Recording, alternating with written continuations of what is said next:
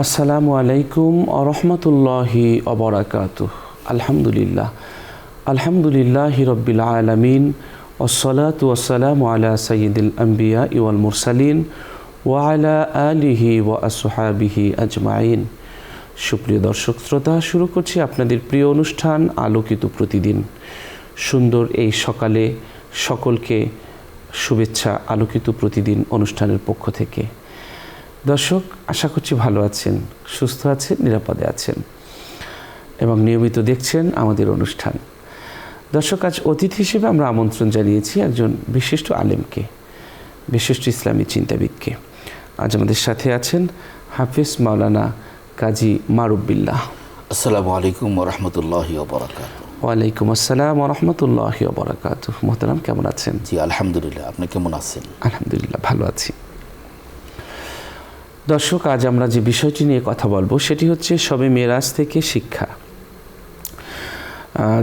আমরা জানি যে পৃথিবীর ইতিহাসে সবচেয়ে বেশি আলোড়ন সৃষ্টি করেছে এই ঘটনা মেরাজ। এর অর্থ সিঁড়ি, সোপান, ঊর্ধ্বগমন, বাহন, আরোহণ, উত্থান প্রভৃতি।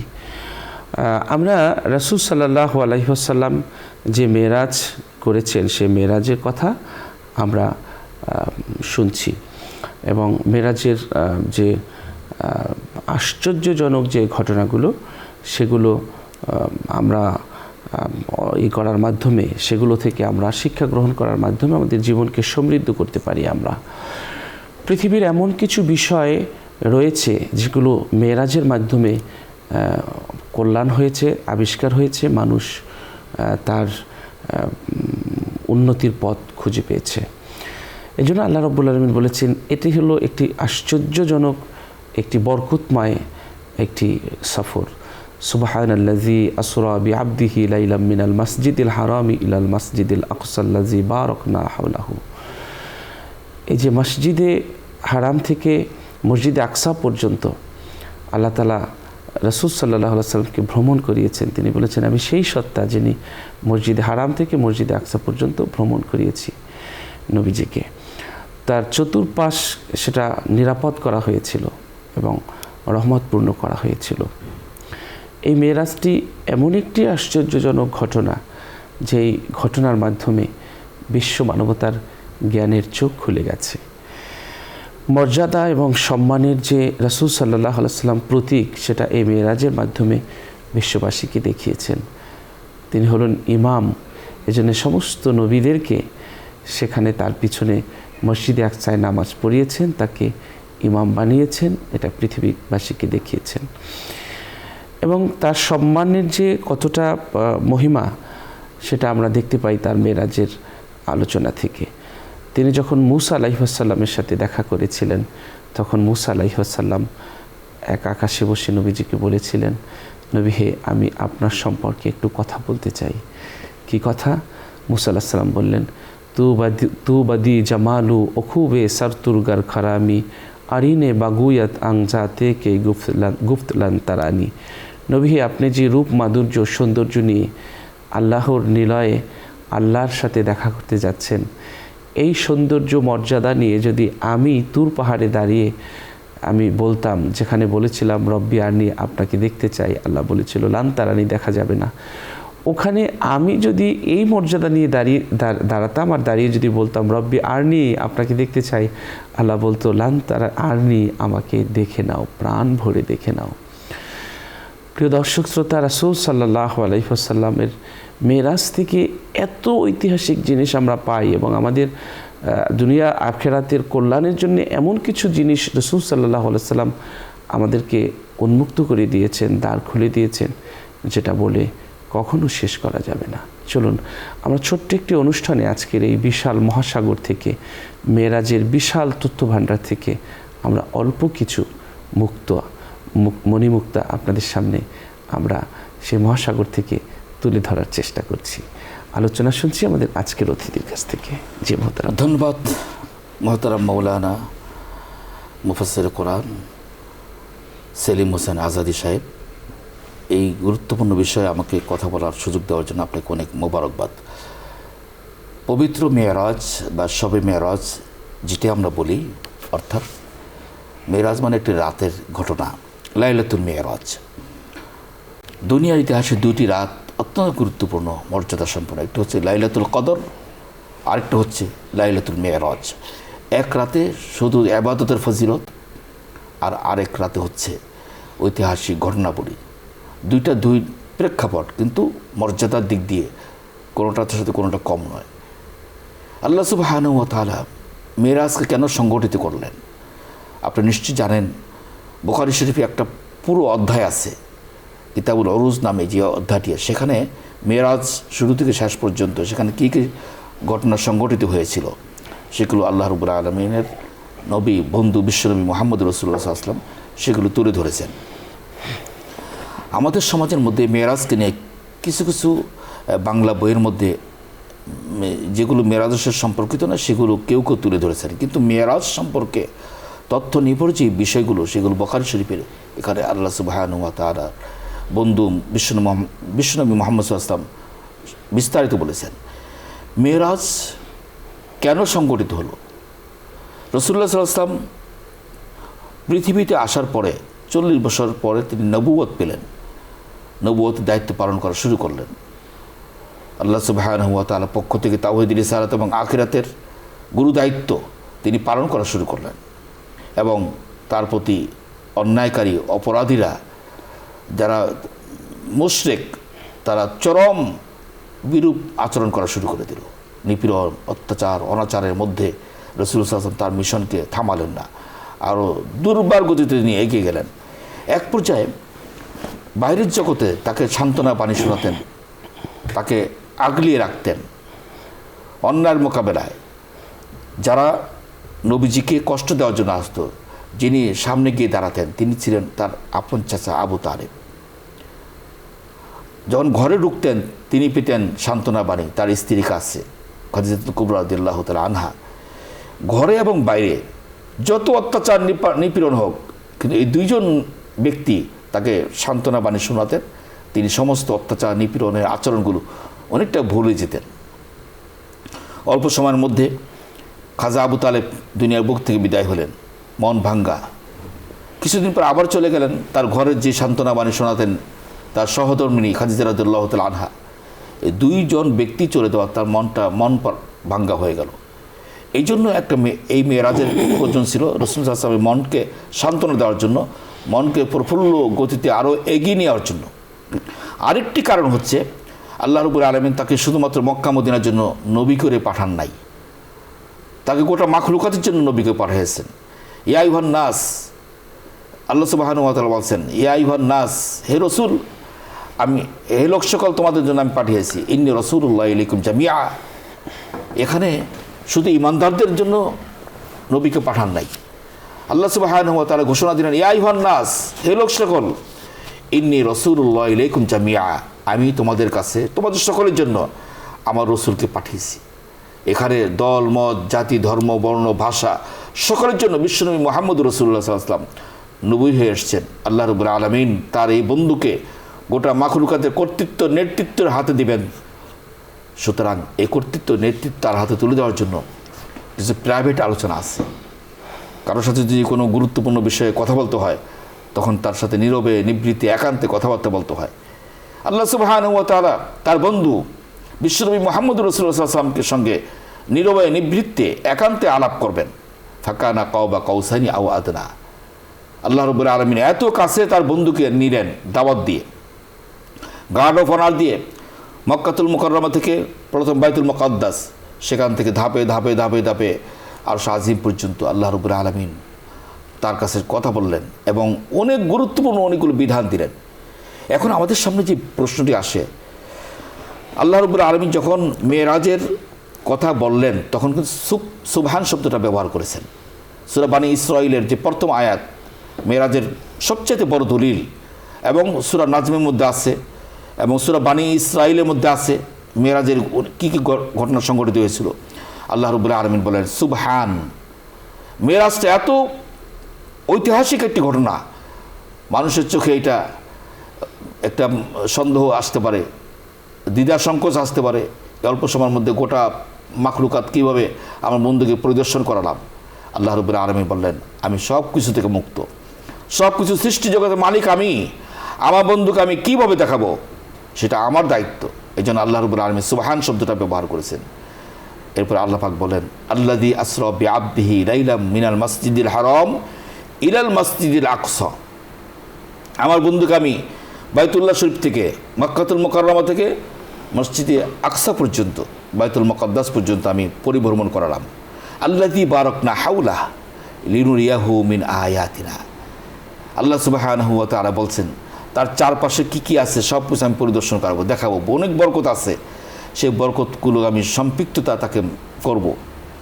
এখানে আল্লাহ রাব্বুল আলামিন বাইতুল্লাহ শরীফ থেকে বাইতুল মুকাদ্দাস পর্যন্ত বোরাকের সাহায্যে হাজার হাজার ফেরেশতা গার্ড অফ অনার দিয়ে স্বল্প সময়ের মধ্যে বাইতুল মুকাদ্দাস পর্যন্ত নিয়ে আসলেন। এই মাঝখানে দুনিয়ার মধ্যে মানুষ কি কি কর্মকাণ্ড করলে কী কী শাস্তি পেতে হয়, কোন ভালো কাজ করলে কোন ভালো কাজের রেজাল্ট পেতে হয়, ফলাফল পেতে হয়, আল্লাহ রাব্বুল আলামিন তার একটা চিত্র এই সময়ের মধ্যে রসুল পাক সাল্লাল্লাহু আলাইহি ওয়াসাল্লামকে দেখালেন। তাহলে আমরা পৃথিবীর মধ্যে যা করব, ভালো কাজ করলে ভালো রেজাল্ট পাবো, অন্যায় কাজ করলে অন্যায় রেজাল্ট পাবো, এই দৃশ্যটি বাইতুল্লাহ শরীফ থেকে বাইতুল মুকাদ্দাস পর্যন্ত বিশ্বনবী মুহাম্মদ সাল্লাল্লাহু আলাইহি ওয়াসাল্লামকে দেখালেন। বাইতুল মুকাদ্দাসে গেলেন, সেখানে ছোট্ট একটি আনুষ্ঠানিকতা, নবিগিনা আদম আলাইহিস সালাম থেকে ঈসা আলাইহিস সালাম পর্যন্ত আল্লাহ রাব্বুল আলামিন মানুষের হেদায়েতের জন্যে, মানুষের কল্যাণের জন্যে, মানুষের মুক্তির জন্যে, মানুষদেরকে সুপথ প্রদর্শন করার জন্যে যত নবী এবং রসুল পাঠিয়েছেন সমস্ত নবী রসুলদেরকে একত্রিত করলেন। রাসূলুল্লাহ সাল্লাল্লাহু আলাইহি ওয়াসাল্লামের সঙ্গে একটি পরিচয় পর্ব অনুষ্ঠানের জন্যে। রাসূলুল্লাহ সাল্লাল্লাহু আলাইহি ওয়াসাল্লামের নাম শুনেছেন আদম আলাইহিস সালাম থেকে ঈসা আলাইহিস সালাম পর্যন্ত, সকলের কাছে আমার নবীজির নাম পরিষ্কার। ইয়াতি মিন বাদ ইসমু মুহাম্মদ, সকলেই জানে আখিরি জামানার যিনি পয়গম্বর হবেন, গোটা মাখলুকাতের মধ্যে সর্বশ্রেষ্ঠ নবী এবং রসুল হবেন, সকলেই জানে, কিন্তু দেখে না কেউই। আল্লাহ রাব্বুল আলামিন রাসূলুল্লাহ সাল্লাল্লাহু আলাইহি ওয়াসাল্লামকে দেখানোর ব্যবস্থা করলেন। বাইতুল মুকাদ্দাসে একটা আনুষ্ঠানিকতা, আদম আলাইহিস সালাম থেকে ঈসা আলাইহিস সালাম পর্যন্ত লক্ষাধিক নবী এবং রসুলকে আল্লাহ সুবহানাহু ওয়া তাআলা সমবেত করলেন।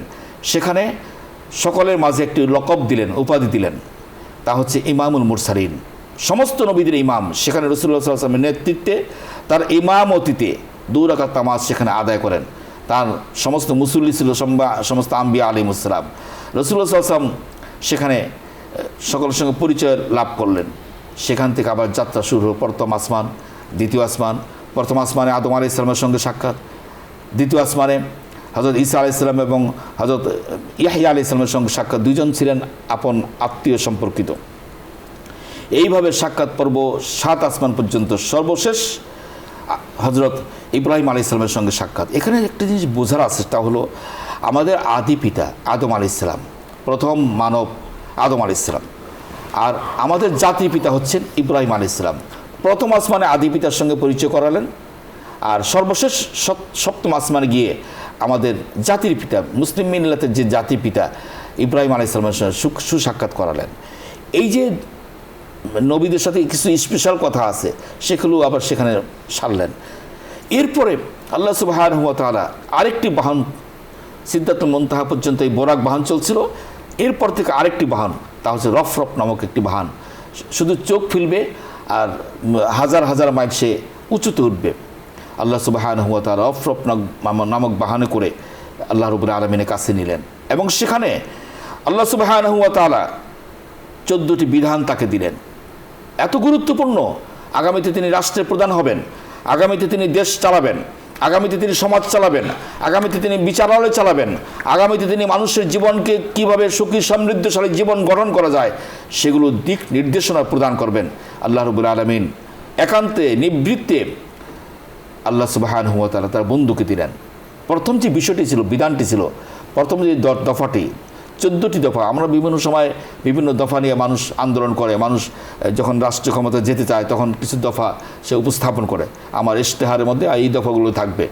আল্লাহ সুবহানাহু ওয়া তাআলা রাসূলুল্লাহ সাল্লাল্লাহু আলাইহি ওয়াসাল্লামকে কিছু দফা দিলেন, তা হচ্ছে 14টি দফা। প্রথম যে দফাটি, তা হচ্ছে তাওহীদে বিশ্বাস করা। কত গুরুত্বপূর্ণ একটা, আমরা মনে করি যে ঈমান, তাওহীদে কেউ যদি আল্লাহ রাব্বুল আলামিনকে পেতে চায়, তাওহীদে তাকে বিশ্বাস করতে হবে। তাওহীদে বিশ্বাস ব্যতি রেখে কোনো সময় কোনো অবস্থাতেই আল্লাহ রাব্বুল আলামিনকে পাওয়া সম্ভব না। এই জন্য প্রথম যে দফাটি গুরুত্বপূর্ণ, রাসূলুল্লাহ সাল্লাল্লাহু আলাইহি ওয়াসাল্লামকে বললেন, যত কর্মকাণ্ড করবেন প্রথম তাকে ঈমান আনতে হবে, তাওহীদে বিশ্বাস করতে হবে। এই জন্যই আমরা যখন আমাদের সন্তানগুলো ভূমিষ্ঠ হয়, প্রথম আমরা ডান কানে আজান, বাম কানে একামত দিই। এই জন্য শুরুতেই আমরা তাদের কর্ণকুহুরে আমরা তাওহীদের বাণী পৌঁছে দিই। এরপরে আমরা তাদের জীবন গঠন করার জন্য তাওহীদের বিধান যেন সে মানতে পারে, এই বিষয়টি আমরা গুরুত্বের সাথে অনুধাবন করি। রাসূলুল্লাহ আল্লাহ সুবহানাহু ওয়া তাআলা তার প্রথম যে দফাটি ছিল তাওহীদে বিশ্বাস করা। দ্বিতীয় যে দফাটি আল্লাহ সুবহানাহু ওয়া তাআলা তার বন্ধু মুহাম্মদ সাল্লাল্লাহু আলাইহি ওয়াসাল্লামকে দিলেন, তা হলো পিতামাতার প্রতি সৎ ব্যবহার করা, অবাধ্য না হওয়া। পিতামাতা এত গুরুত্বপূর্ণ, যাদের মাধ্যমে আমি দুনিয়ার আলো বাতাস পেয়েছি, সেই পিতামাতার প্রতি কোনো খারাপ আচরণ করা যাবে না। আল্লাহ সুবহানাহু ওয়া তাআলা বারবার বলেছেন, ওয়াসাইনাল ইনসানা বিওয়ালিদাইহি ইহসানা, আমি তোমাদের ওসিয়ত করছি তোমার পিতামাতার সাথে ভালো আচরণ করবে। আজকে সমাজের মধ্যে আমরা পিতামাতাকে তুচ্ছ তাচ্ছিল্য করি। আমরা যেই বিভিন্ন সময় দোয়া করি, রব্বির হামহুমা কামা রব্বায়ানি সগীরা, ইয়া আল্লাহ আমার আব্বা আম্মার প্রতি আপনি রহম করুন, যেভাবে কামা রব্বায়ানি সগীরা, যেভাবে ছোটোকালে আমাকে সে লালন পালন করেছে, আমাকে রহম করেছে। অর্থাৎ ছোটোকালে যেভাবে আমি শিশু ছিলাম, আমার আব্বা আম্মা আমাকে খাওয়াইছেন, খেতে পারতাম না, আমাকে আমার আম্মা মুখে খাওয়াইছেন, আমি মলমূত্র ত্যাগ করে পরিচ্ছন্ন হতে পারতাম না, আমার আম্মা আমাকে পরিচ্ছন্ন করেছেন। এখন যখন পিতা মাতা বয়োবৃদ্ধ হয়ে যাবে, তখন সন্তানের দায়িত্ব হচ্ছে ছোটোকালে যেভাবে সেবা গ্রহণ করেছে, ঠিক তেমনিভাবে সন্তানকে, পিতামাতাকে সন্তানের দায়িত্ব হচ্ছে সেবা করা। এই জন্য বিশ্বনবী মুহাম্মদ রাসূলুল্লাহ সাল্লাল্লাহু আলাইহি ওয়াসাল্লাম বারবার বলেছেন, তোমার মায়ের খেদমত করো, তোমার বাবার খেদমত করো। আজকে সমাজের মধ্যে আমরা বৃদ্ধাশ্রম নামে একটি নৃশংস কারাগারের আমরা কথা শুনতে পাই। আমার আব্বা আম্মাকে আমার কাছে রাখবো, আমার কোলে রাখবো, আমরা মাথা গুটিয়ে রাখবো, আমার আব্বা আম্মার দোয়া নিব, বারবার আব্বা আম্মার দোয়া নিব। সে আব্বা আম্মাকে একটা কারাগারের মতো নিঃসঙ্গ জীবন ধারণের জন্য বৃদ্ধাশ্রমে পাঠিয়ে দিব। আল্লাহ রাব্বুল আলামিন এটা চান না। এই জন্য সূরা বানী ইসরাঈলের 23 নম্বর আয়াতে আল্লাহ সুবহানাহু ওয়া তাআলা বলছেন, লা তানহারহুমা ওয়াখফিদ লাহুমা জানাহাজ যুল্লি মিনার রাহমা ওয়াকুল রব্বিরহামহুমা কামা রব্বায়ানি সগীরা। আল্লাহ সুবহানাহু ওয়া তাআলা কঠিনভাবে বলেছেন, তোমার এই পিতামাতা যদি বয়োবৃদ্ধ হয়, একজন অথবা দুইজন, তাদেরকে তুমি এমন আচরণ করবে না যে তারা শব্দটা ব্যবহার করে, কঠিন আচরণ করে। এই জন্য আমাদের সমাজের মধ্যে সকলের দায়িত্ব হচ্ছে বৃদ্ধাশ্রমে কোনোভাবেই কোনো অবস্থাতেই পিতামাতাকে না দেওয়া, তাহলে পিতামাতার দোয়া পাবে না। আমরা জানি মানুষের যখন মৃত্যু হয়ে যায়, মানুষের সমস্ত আমলগুলো বন্ধ হয়ে যায়, 3টা আমল জারি থাকে। তা হচ্ছে ইদা মাত আল ইনসান ইনকাতা আনহু আমালহু ইল্লা মিন সালাসাতিন ইল্লা মিন সাদাকাতিন জারিয়াতিন আও ইলমিন ইনতাফাহু আও ওয়ালাদিন সালিহিন ইয়াদউ লাহু। ওয়ালাদিন সালিহিন তার মানে সৎ সন্তান, ইয়াদউ লাহু যে সন্তান তার জন্য দোয়া করবে। এমনভাবে সন্তান তৈরি করতে হবে যে সন্তান পিতা মাতার জন্য দোয়া করবে। এই জন্য বিশ্বনবী মুহাম্মদ রাসূলুল্লাহ সাল্লাল্লাহু আলাইহি ওয়াসাল্লামকে আল্লাহ রাব্বুল আলামিন দ্বিতীয় দফা দিলেন যে পিতা মাতার সাথে সুন্দর আচরণ করতে হবে, সুন্দর সুন্দর আচরণ করতে হবে। ওয়াকুল্লাহুমা কওলান কারীমা, ভালো কথা বলতে হবে, সম্মানজনক কথা বলতে হবে। 3 নম্বর যে দফাটা দিলেন তা হলো আত্মীয় স্বজনের হক আদায় করা। আমরা আমাদের আত্মীয় স্বজনের ব্যাপারে আমরা অসচেতন হয়ে যাই। আমার বোন আমার কাছ থেকে, আমার আব্বা আম্মার ইন্তেকালের পরে আমার কাছ থেকে যে ওয়ারিশ সূত্রে যেই সম্পদ পাবে, সেই সম্পদের ব্যাপারে আমি অসচেতন হই। আমার বোনকে সম্পদ না দিতে পারলে মনে হয় আমার সম্পদ একটু বৃদ্ধি পেয়ে গেল, এটা সম্পদের বোনের হক নষ্ট করা হলো। এই জন্য বোনের সাথে, ভাইয়ের সাথে, আত্মীয়ের সাথে সম্পর্ক তৈরি করা অত্যন্ত গুরুত্বপূর্ণ একটি বিষয়। কিয়ামতের ময়দানে আল্লাহ সুবহানাহু ওয়া তাআলা আত্মীয়তার সম্পর্ক ছিন্নকারীকে জাহান্নামে প্রবিষ্ট করাবেন। এই জন্য আত্মীয়তার সম্পর্ক বজায় রাখার জন্য আমাদের সকলের দায়িত্ব এবং কর্তব্য রয়েছে। আমার আব্বা আম্মার আত্মীয় স্বজন, আমার আম্মার আত্মীয় স্বজন, সকলের আত্মীয় স্বজনের সাথে সুসম্পর্ক তৈরি করাই হচ্ছে আমাদের সকলের দায়িত্ব। আমার বাড়িতে যদি একজন মেহমান আসে, সেই মেহমান যদি আত্মীয় আসে, তাকে আমরা বিরক্ত ফিল করি না, বিরক্ত ফিল করা যাবে না। রাসূলুল্লাহ সাল্লাল্লাহু আলাইহি ওয়াসাল্লাম বলেছেন, তুতিমুত তাআম ওয়া তুকরিউস সালাম, তোমরা মেহমানকে আত্মীয় স্বজন করাও, আত্মীয়তার বন্ধনে আবদ্ধের জন্য খাবার দাবার পরিবেশন করো। রাসূলুল্লাহ সাল্লাল্লাহু আলাইহি ওয়াসাল্লাম বলেছেন যে মান কানা ইউমিনু বিল্লাহি ওয়াল ইয়াউমিল আখির ফালইউকরিম দাইবাহু, সেই জন্য এই যে আখিরাতে বিশ্বাস করে, আল্লাহ রাব্বুল আলামিনের প্রতি ঈমান রাখে, সেই জন্য মেহমানকে সম্মান করে। অর্থাৎ আত্মীয়তার বন্ধন রক্ষা করার জন্য আমাদের সকলের দায়িত্ব এবং কর্তব্য। আরেকটি দফা হচ্ছে এতিমের সম্পদ বিনষ্ট না করা, গ্রাস না করা। ইন্নাল্লাযীনা ইয়াকুলুনা আমওয়ালাল ইয়াতামা যুলমান ইন্নামা ইয়াকুলুনা ফি বুতুনিহিম নারা। যারা এতিমের সম্পদ ভক্ষণ করে তারা যেন পেটের মধ্যে আগুন প্রবিষ্ট করালো, ফি বুতুরহিম নারা, তাদের পেটের মধ্যে আগুন প্রবিষ্ট করালো। যখন আমার একজন ভাই মারা গেল, তার সন্তান সন্ততি দেখে গিয়েছে, এই বাস্তিদের প্রতি আমার অনেক দায়িত্ব আছে, দায়িত্ব পালন করতে হবে। দায়িত্ব পালন না করে যদি সন্তানে এই এতিমদের সম্পদ গ্রাস করা হয়, তাহলে সে কোনোভাবেই আল্লাহ রাব্বুল আলামিনের পাকড়াও থেকে বাঁচতে পারবে না। আরেকটি বিধান হচ্ছে ওয়ালা তুবাযজির তাবযীরা, অপচয় করা যাবে না। আল্লাহ রাব্বুল আলামিন এই কথাগুলো কেন বললেন? আজকে আমাদের সমাজের মধ্যে আমরা অপচয় করি। অপচয় করার কারণে আমরা অনেক জিনিস নষ্ট করে ফেলি। একজন ব্যক্তি যখন বাইরে যাবে, সে বাইরে যাওয়ার সময় সুইচটা অফ করে যাবে, কারেন্ট বিল নষ্ট যে না হয়। আজকে আমাদের সমাজের মধ্যে অনেক নারী কাপড় শুকায় গ্যাসের চুলার মধ্যে, রান্নাবান্না হয়ে যাবে, একটা কাঠির জন্য সারাদিন সে গ্যাস বিনষ্ট করছে। এইভাবে অপচয় করা যাবে না। আরেকটা হচ্ছে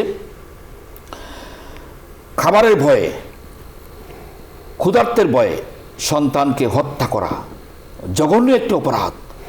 আমাদের সমাজের মধ্যে আমরা মনে করি যে আমার সন্তানদেরকে আমি কীভাবে খাওয়াবো। যেই সন্তান পৃথিবীতে আসবে সে তার রিজিক নিয়ে দুনিয়াতে আসবে। এই সন্তানের হক কোনোভাবে নষ্ট করা যাবে না, তার অধিকার পালন করতে হবে এবং তাকে হত্যা করা মারাত্মক একটি অন্যায়। এইভাবে আল্লাহ সুবহানাহু ওয়া তাআলা 14টি বিধান দিলেন। আরেকটি গুরুত্বপূর্ণ বিধান ছিল, তা হচ্ছে 14টার বাইরে, তা হচ্ছে নামাজ।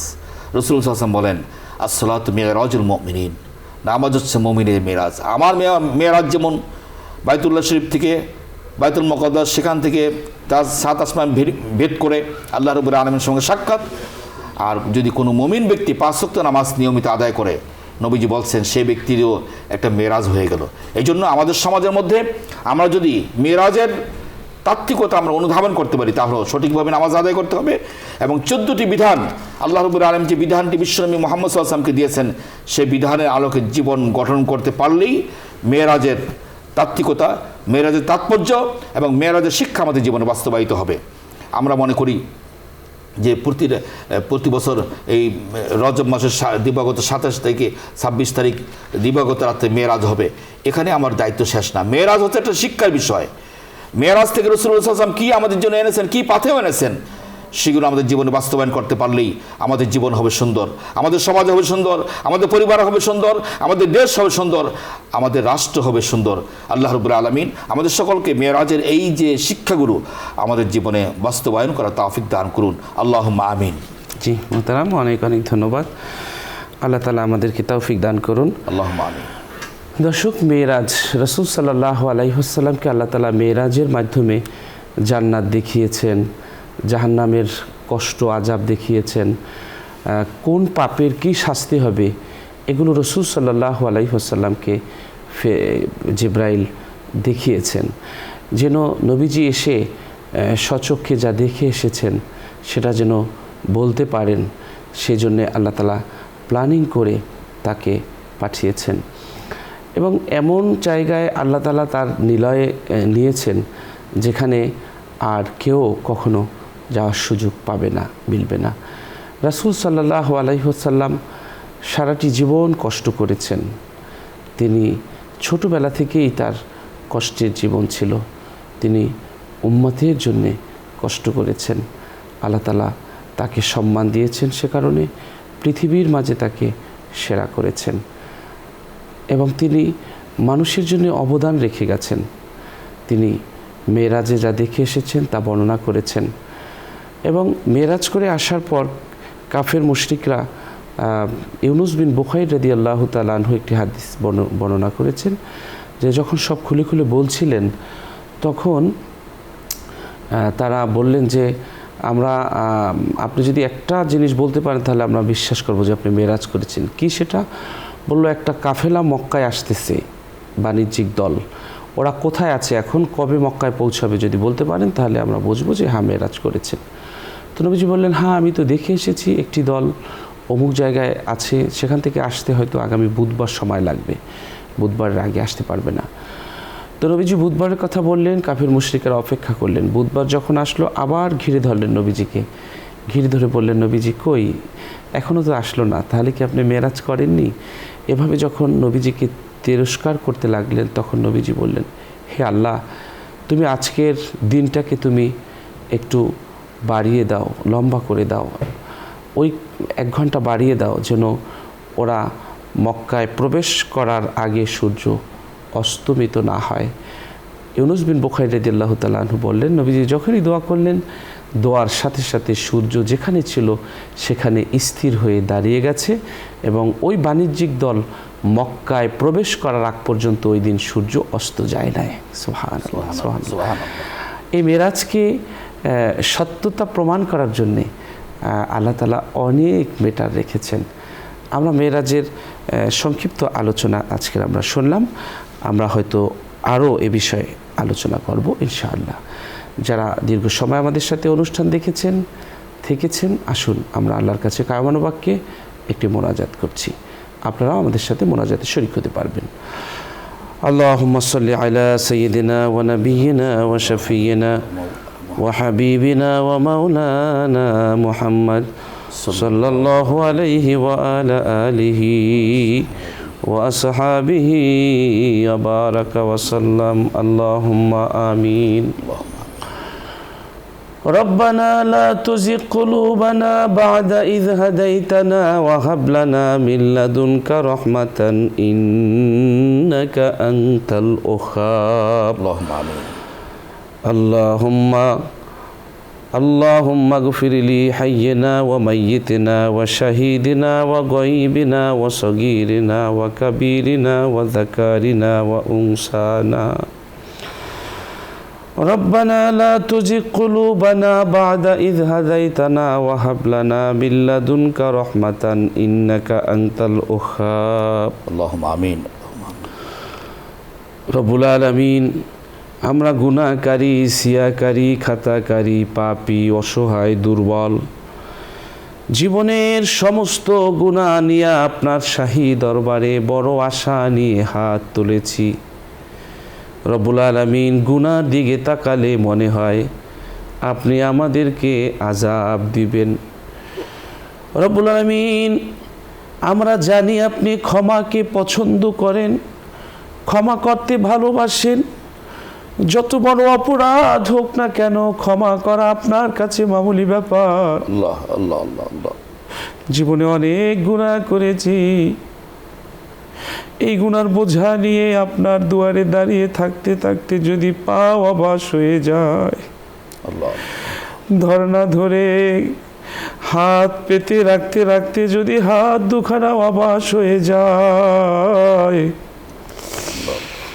আপনার দুয়ারে দৌড়াতে দৌড়াতে যদি পায়ের নিচে ফুসকা পড়ে যায়, ক্ষমা চাইতে চাইতে যদি বাক শক্তি রুদ্ধ হয়ে যায়, চোখের পানি ঝরাতে ঝরাতে যদি দুই পাশ দিয়ে নালা হয়ে যায়, চোখ যদি গর্ত থেকে বের হয়ে যায়, তখনও যদি আপনি ফেরত পাঠান আর যদি বলেন ফিরে যা, ফিরে যা, আগে কেন আইলি না, কার কাছে যাব, আপনার মতো আল্লাহ কোথায় পাবো, কে আমাদের ক্ষমা করবে, কে আমাদের মাফ করবে? আল্লাহ আল্লাহ আল্লাহ, আমরা জানি আপনি ছাড়া আর কোনো দরজা নাই। আপনার দরজা যার জন্যে বন্ধ হয়ে যায়, দুনিয়ায় আর কোনো দরজা খোলা থাকে না। আল্লাহ আল্লাহ। আমরা জানি আপনার দরজায় কোনো প্রহরী নেই, আপনার দরজা কখনো বন্ধ হয় না, আপনার দরজা নিরাশার দরজা নয়। তাই বড় আশা নিয়ে হাত পেতেছি, আল্লাহ, গুনায় জীবন নিঃশেষ করে ফেলেছি, গুনায় জর্জরিত হয়ে গেছি। আপনি আমাদের দিকে একটু রহমতের দৃষ্টি ফেরান। আল্লাহুম্মা আমিন। আল্লাহ। সন্তান অপরাধ করলে মা সন্তানকে মারে, সন্তান মাকে ভুলে গেলেও মা সন্তানকে কখনো ভুলে যায় না। আমরা গুনাহ করেছি, আপনি আমাদেরকে ভুলে গেলে আমরা কার কাছে ক্ষমা পাব? আল্লাহ তাআলা, আপনি আমাদের ক্ষমা করে দিন, মাফ করে দিন। আল্লাহুম্মা আমিন। গুনাহগুলো আপনি আল্লাহ চাইলে মুহূর্তের মধ্যে আপনি মুছে দিতে পারেন। আল্লাহুম্মা আমিন। আমরা জানি আপনি ক্ষমা করতে ভালোবাসেন, বান্দা ক্ষমা না চাইলে আপনি রাগ করেন। তাই আপনার কাছে আমরা এসেছি, আপনি আমাদেরকে ক্ষমা করে দেন, আল্লাহুম্মা নিরাশ করবেন না। আল্লাহুম্মা আমিন। রব্বুল আলামিন, আসামি হয়ে গেছি, পরকালের আসামি, আপনি নাজাতের ব্যবস্থা করে দিন।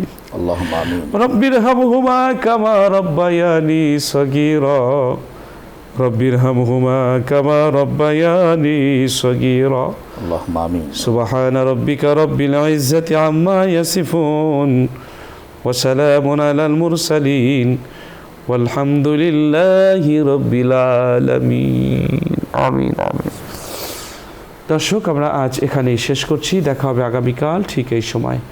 আল্লাহ সকলকে ভালো রাখুন, সুস্থ রাখুন, সেই প্রত্যাশায় বিদায় নিচ্ছি। আল্লাহ হাফেজ। আসসালামু আলাইকুম ওয়া রাহমাতুল্লাহি ওয়া বারাকাতুহু।